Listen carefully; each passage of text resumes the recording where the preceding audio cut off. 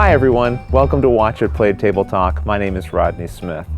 In this weekly segment, I propose a gaming-related topic, share my initial thoughts on it, and invite your responses through the YouTube comments and your own videos that I'll compile into next week's segment, Table Talk Back. And this way we can all participate in the conversation. Today, I want to talk to you about how we, as media consumers and creators, sponsor the content that we enjoy. This is something I'm thinking about more and more often, not just because I'm a media creator myself, but because I'm a consumer. And I watch more and more board game content being created, and there's more of these that I want to see continue and would like to support. But of course, there's limits to what I can do as well. So as we wrap up our third season of Watch It Played, and I'm getting ready to start our fourth fundraiser, there's lots of little challenges. There's an emotional challenge to it. It's awkward to ask people for money. Kickstarter helps facilitate this. It gives a platform that's becoming more and more acceptable. But beyond that, there's a practical challenge as well. If I want to continue doing this series, I need the financial support. So there's this month or so period in the year where basically I'm just kind of bracing myself, hoping that the support will still be there so that I can continue doing this project. So I was agonizing over this a little bit and talking to my wife, and she just said to me, "Rodney, why are you getting all up in your head about it? Go talk to your viewers." And she's absolutely right, because this goes beyond just Watch It Play. There's lots of different media creators looking for help subsidizing their efforts. In the past, I've supported the D6 Generation, the Dice Tower, Board with Life, and other media creators that I enjoy. And this content was free for me to consume. There was no obligation for me to give them any money. But there is a cost. Time spent creating media is time that could have been spent doing something else, whether that is other work that would give you money or just the value of your free time. And I like to think I'm getting something in return: entertainment, information, and just another outlet for me to enjoy my hobby. So I don't really have a problem, fundamentally, asking for people to support what we're doing. Even Will Wheaton, a celebrity, needs help fundraising his project, which is wildly popular. So this raises the question, how do we decide who we're going to support and who we're not going to support? And then beyond that, just how much support can we give? Now, there's some people, of course, who will never donate to a fundraiser for free content, and that is absolutely their prerogative, and I don't complain about that at all. There's lots of content I consume and wouldn't donate to either.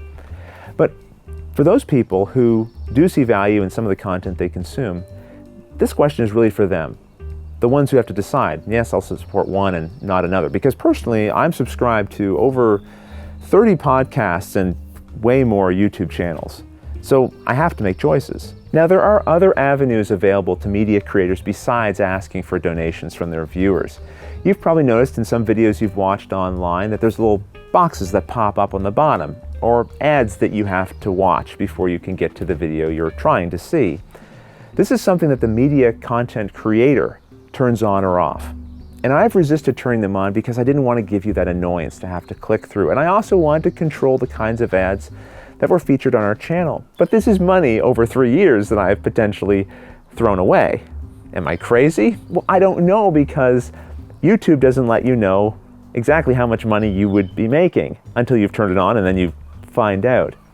And so I don't want to do something like this, turn it on, make $10 a year, but give the impression to my viewers that I'm making all kinds of money from these ads, and so therefore they don't need to sponsor or donate to us. Because I ask for less money than I actually need in order to make doing this show make sense. And that's because of the patience and support of my wife, who works and can make up the difference, at least temporarily.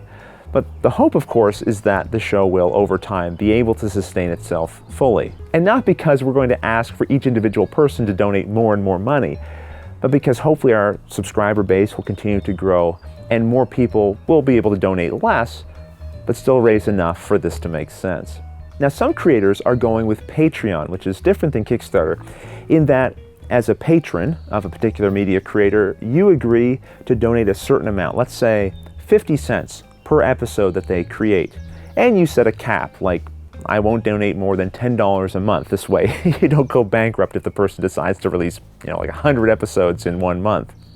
But the idea here is that lots and lots of people donating 25 cents, 50 cents per episode adds up, and then the media creator is receiving something reasonable for the amount of content that they're creating.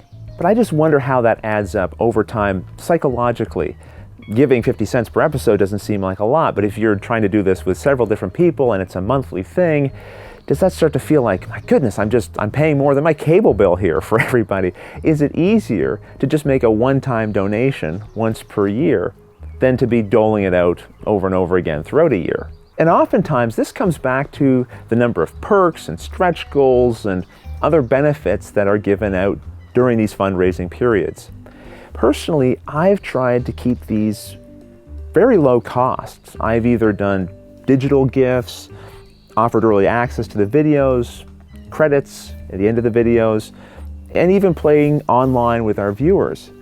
Because I don't like the idea of asking you for money that I'm then going to spend to try to get more money. I mean, if it works, then it was worth it. But if it doesn't work, then I'm wasting the money that you're giving us to try to help keep the show going. Now, that said, some of these intangible gifts have actually been a little bit difficult for me to fulfill.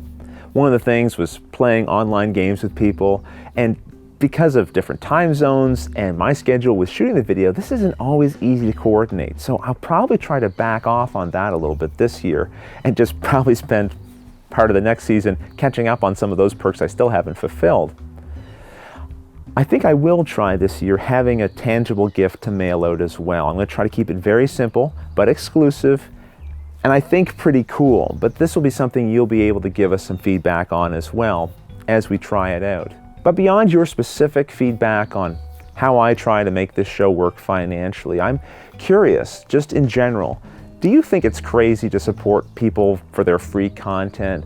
How is it that you decide what things you'll support, what you won't? What is it you're looking for specifically that helps you make that decision? And are there perks that would incentivize you to donate? Because I really want to have a successful fundraiser again. I've had a phenomenal 3 years of creating Watch It Played, and I want to be able to do it again for another year. And I want to be able to turn to my wife and say, see, it makes sense to keep doing this. And I really can't do that without your support. That's the practical reality of it. So I'd love to get your feedback in the comments below, and certainly feel free, if you'd like, you can also record a video response. Keep it to 2 to 3 minutes, and then send me a link to it. And then in our Table Talk Back episode, which will air next week, I'll compile your responses and these videos, and I'll respond to that a little further. We can dig into the conversation more and just see exactly what we learn. But until the next episode, thanks for watching.